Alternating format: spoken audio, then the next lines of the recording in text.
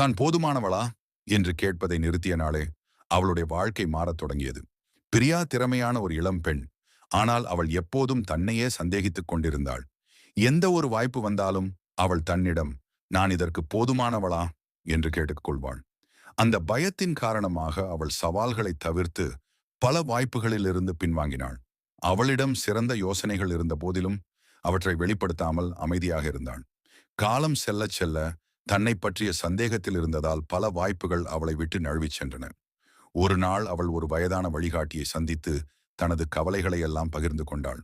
அந்த வழிகாட்டி கவனமாக கேட்டுவிட்டு, நீ போதுமானவள் என்று உணர காத்திருந்ததால் எத்தனை வாய்ப்புகளை இழந்திருக்கிறாய் என்று கேட்டார். பிரியாவால் பதில் சொல்ல முடியவில்லை.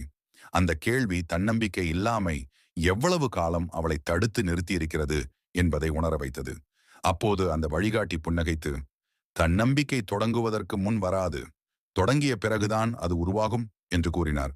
அந்த நாளிலிருந்து பிரியா தன்னை பற்றி சந்தேகப்படுவதை நிறுத்தி தனக்கே ஒரு வாய்ப்பு கொடுக்கத் தொடங்கினாள்.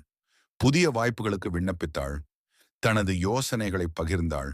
தவறுகளும் வளர்ச்சியின் ஒரு பகுதி என்பதை ஏற்றுக்கொண்டாள். பல ஆண்டுகளுக்குப் பிறகு தனது மிகப்பெரிய தடையாக இருந்தது திறமையின்மை அல்ல, தனது சுய சந்தேகம்தான் என்பதை பிரியா உணர்ந்தாள்.